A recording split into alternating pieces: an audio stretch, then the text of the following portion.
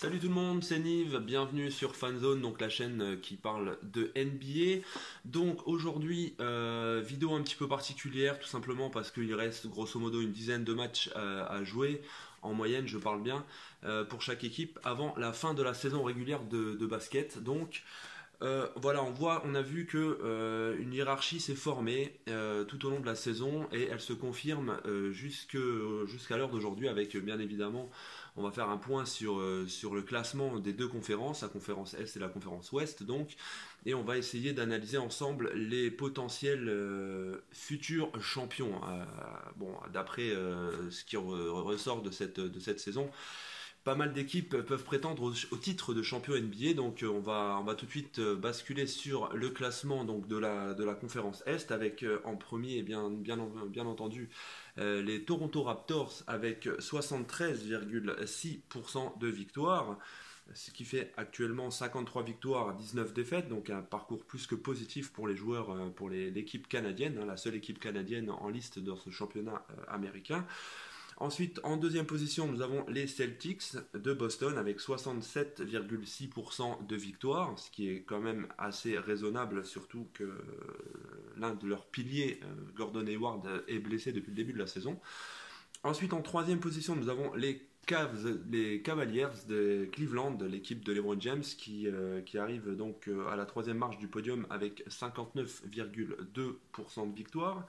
En quatrième position, nous avons les surprenants Sixers de Philadelphie avec 57,7% de victoire, avec le duo Joel Embiid-Simons qui fait des ravages depuis le début de la saison. En cinquième position, nous avons Indiana Pacers avec, c'est très serré, hein, 56,9% de victoire. Sixième, nous avons les Washington Wizards avec 56,3% de victoire. Vous savez, c'est vraiment quand même assez très serré. Et à la septième place, nous avons les Miami Heat avec 54,2% de victoire. Miami qui fait une saison quand même plus qu'honorable. Malheureusement, la saison dernière, ils avaient échoué aux portes des playoffs. Donc cette année, pour l'instant, s'ils continuent sur leur lancée, ils devraient y arriver. En tout cas, c'est tout le mal qu'on leur souhaite. Et à la huitième position de cette conférence Ouest, nous avons Milwaukee Bucks avec 52,1% de victoire. Donc, sachant que la 9e place est prise par les Detroit Pistons et qu'ils ont à peu près 6 ou 7 matchs de retard sur eux, normalement les dés sont jetés et le classement ne devrait pas trop bouger. On va dire bon. Après voilà, on ne sait pas ce qui peut se passer, mais normalement les 8 premiers, les 8 équipes qui termineront dans les 8 premières de cette conférence Est ne devraient pas trop bouger. Voilà. Donc ensuite, en ce qui concerne la conférence Ouest, donc en premier nous avons les Rockets qui font une saison juste incroyable avec 80,6% de victoire, c'est monstrueux. En deuxième, nous avons les Golden State Warriors qui ont pour eux 74,6% de victoire, donc c'est également un pourcentage quand même très respectable. En troisième, nous avons les Trail Blazers de Portland qui ont respectivement donc 62% de victoire tout pile, avec le duo Damian Lillard, CJ McCollum qui fait des ravages du côté ouest. Ensuite, en quatrième position, nous avons les Pelicans avec 58,9% de victoire. En cinquième position, nous avons les Thunders avec 58,9% de victoire également. En sixième place, nous avons les San Antonio Spurs, l'équipe de Tony Parker, avec 58,3% de victoire. En septième place, nous avons les Timberwolves de Minnesota avec 56,9% de victoire. Et à la huitième place, nous avons Utah Jazz de Rudy Gobert et de Donovan Mitchell, le vainqueur du concours de dunk, je vous le rappelle, avec 56,9% de victoire. Donc, c'est assez serré des deux côtés. Bon, on voit quand même qu'il y a une hiérarchie. Hein. Houston domine les débats de long en large, en travers, en tout ce que vous voulez. Et du côté donc de la conférence Ouest, mais aussi du côté de la NBA proprement dit, les Houston se baladent clairement cette année. Ils surplombent même les Warriors, grands favoris de nouveau pour le titre de champion NBA. Ensuite, nous voyons également que les Raptors sont un peu l'équipe surprise de cette saison. L'année dernière, ils avaient quand même confirmé leur bonne forme sans aller vraiment jusqu'au bout. Je crois qu'ils s'étaient fait switcher par les Cavs 4 victoires à 0. Mais cette année, la donne est différente. On voit que les Raptors ont quand même le troisième meilleur ratio de la ligue, hein, avec 73,6% de victoire. Juste derrière Golden State Warriors à 74,6% de victoire. Donc il y a vraiment un petit pourcent qui sépare ces deux équipes. Donc à voir. Après, on a bien entendu les Rockets qui font clairement la différence cette saison. Les grands, je dirais pour ma part, ça reste mon avis personnel, ce sont pour moi les grands favoris cette année, si toutefois bien sûr il n'y a pas de blessés dans l'équipe, hein. Je pense notamment à James Harden, Chris Paul, Capella qui est très très bon, très très bon joueur, très bon pivot dans cette équipe de Houston. Voilà, donc sinon, pourquoi pas les Raptors. Après, voilà, ils ont une très très bonne équipe. On va dire qu'ils ont quand même battu Golden State. Ils ont battu les plus grands cette saison, hein. Ils ont battu Golden State, ils ont battu les Rockets, ils ont battu les Cleveland également. Donc voilà, c'est quand même une équipe qui peut être dangereuse. Après, on sait que dans les playoffs, surtout, je parle surtout là de Cleveland avec LeBron James, c'est pas du tout les mêmes équipes. Voilà, on l'a vu, on l'a très bien vu la saison dernière avec Cleveland surtout que bon, il y avait aussi des hauts et des bas avec cette équipe. Et lorsque les playoffs sont arrivés, l'équipe a complètement changé sa physionomie et a complètement changé, pour ainsi dire. LeBron James s'est mis en mode playoff, en mode MVP à tous les matchs. Et clairement, ça, voilà, les équipes en face n'ont quasiment eu aucune chance contre eux. Donc voilà, après, c'est difficile à dire pour le futur champion. Moi, je dirais que ça va jouer entre 5 équipes, hein, clairement. Bien entendu, les Warriors sont encore favoris. Maintenant, il y a Houston qui est un petit peu plus favori vu les résultats de cette saison. On a les Raptors qui peuvent jouer les troubles fêtes. Et bien entendu, on a les Boston Celtics, hein, qui clairement peuvent jouer aussi le rôle de trouble fêtes. Et bien entendu, les Cleveland. Donc, franchement, n'hésitez pas, lâchez un petit commentaire pour m'expliquer, pour voir un peu, pour tout simplement me donner votre avis sur quelle équipe vous voyez championne NBA cette année. Donc, bien entendu, si les classements de la conférence Est et Ouest restent à ce niveau, on aurait des sacrés matchs, des très très belles affiches, des finales avant l'heure évidemment. Je parle bien si le classement reste ainsi. Du côté de la conférence Est, on aurait quand même Toronto Raptors contre Milwaukee Bucks.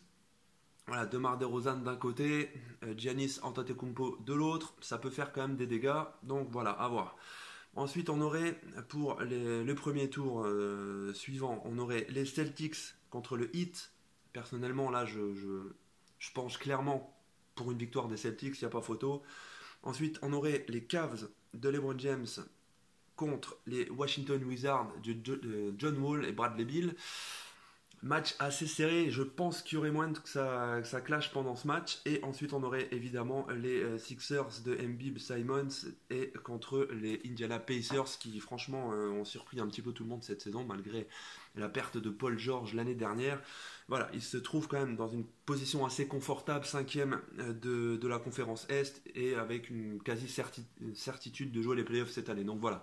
Ça, déjà, ça donnerait quand même de très très belles rencontres pour les premiers tours des playoffs de la conférence Est, bien sûr. Maintenant, la conférence Ouest, je pense pas qu'on s'ennuierait non plus avec, bien entendu, les Rockets joueraient contre les Utah Jazz. Là aussi, je pense que les Rockets seraient largement favoris. Ensuite, on aurait les Golden State Warriors contre les Timberwolves. Donc voilà, vraiment la Dream Team contre le futur, j'ai envie de dire, de la NBA avec une équipe des Timberwolves qui monte en puissance, qui a des jeunes joueurs, je pense notamment à Karl Anthony Towns, à Andrew Wiggins, qui franchement peuvent encore s'améliorer par le temps, mais bon, Tom Thibodeau, l'entraîneur des Timberwolves a clairement fait de cette équipe un futur prétendant, je pense, au moins pour jouer la finale de conférence Ouest. Après, on va voir bien sûr si l'effectif ne sera pas éclaté la saison prochaine ou handicapé par des futures blessures. Ensuite, le troisième match serait entre les Trailblazers et les San Antonio Spurs. Donc là aussi, un match clairement équilibré avec, on voit des Trailblazers troisième quand même de conférence Ouest, c'est pas rien. On a un duo McCollum Lillard clutch comme c'est pas possible cette saison, avec des tirs à 3 points qui viennent de nulle part.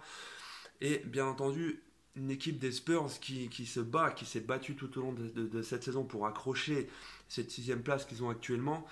Mais on les a su quand même diminuer avec bien sûr la blessure de Kawhi qui a du mal à revenir et à retrouver les parquets. Donc à voir, mais bon, je pense quand même qu'il y aurait clairement une victoire des Blazers sur cette rencontre. Après à voir, hein, ça reste bien. Je le répète, c'est mon avis. Je respecte les avis des autres. Donc voilà, après, ça se trouve, je dis de grosses conneries, hein, mais bon, voilà, moi je vous donne un peu mon pronostic. Et la dernière rencontre, les Pelicans contre les Thunders. Donc là, c'est vraiment le match le plus indécis du monde. On voit que ces deux équipes ont exactement le même pourcentage de victoires cette saison, à savoir 58,9. Donc là, honnêtement, j'ai envie de dire, j'espère que les Thunder passent parce que, bon, j'adore Russell Westbrook, j'adore Paul George, j'adore Carmelo Anthony. Voilà, là, c'est le côté affectif qui parle. Mais honnêtement, je vois pas qui des deux équipes pourrait prendre le dessus. Hein, on voit les Pelicans, bien sûr, avec leur défense Antonio Davis, de Marcus Cousins. Voilà, Cousin est blessé, il pourra plus jouer. Il ne reste plus que Davis dans la raquette pour assurer la défense des Pelicans. Donc voilà, ça va être compliqué quand même pour eux. Mais bon, malgré la blessure de Cousin, ils sont quand même 4e de la conférence Ouest, donc c'est pas rien. Donc voilà, honnêtement, je vois pas qui peut gagner entre ces deux équipes. Voilà, donc c'était une vidéo un petit peu résumée à peu près 10 matchs de la fin de cette saison, avant les playoffs. Donc voilà, j'espère en tout cas qu'elle vous aura plu. N'hésitez pas dans les commentaires à lâcher des petits pronostics, pourquoi pas. À mettre qui vous voyez champion cette année, hein, bien sûr. Bon, personnellement, j'opterais pour les Warriors, bien sûr, qui ont vraiment l'équipe rêvée. Mais bon, j'aimerais quand même au fond de moi que la tendance change un petit peu parce qu'on sait que les équipes qui gagnent lassent. Après, voilà, c'est une dynastie en ce moment. Je pense on peut parler de dynastie parce que bon, trois saisons d'affilée, on a vu la même finale. Les Warriors ont remporté deux des 3 dernières finales. Le public aimerait bien que ça change, de voir d'autres équipes chatouiller les plus grands de ces dernières années. Donc moi, honnêtement, j'aimerais énormément que la finale ce soit Houston pour changer. Houston contre les Raptors. Honnêtement, voilà, si vraiment je devrais souhaiter une finale cette année, ça serait vraiment ça, ce serait les Raptors contre Houston. Après, voilà, on sait que les Cavs vont se réveiller en play-off. C'est une équipe de play-off, les Cavs, c'est pas une équipe de saison régulière. J'ai l'impression même qu'ils se reposent un petit peu. Ils veulent gagner le match important, mais ils se reposent un petit peu, pas tout au long, parce qu'il faut quand même gagner des matchs, mais j'ai l'impression qu'ils sont pas à fond pendant leur saison régulière et qui montrent un autre visage, surtout les LeBron James, et qui montrent un autre visage en play-off. Et c'est surtout ça le danger, je pense, de la conférence Est, c'est que voilà, il faut se méfier de cette équipe des des Cavs, pardon, et il faut se méfier également de cette équipe de Toronto qui a su prouver qu'elle était capable de rivaliser avec les plus grandes cette année. Donc voilà. Donc moi personnellement, je voterai pour une finale inédite entre les Toronto Raptors et Houston. Voilà, c'est vraiment mon souhait pour voir un petit peu autre chose, pour donner la chance à d'autres joueurs méritants. Hein. Je pense à James Harden qui personnellement, je pense et j'espère de tout cœur qu'il sera MVP cette saison parce qu'il le mérite il a une moyenne de points juste astronomique.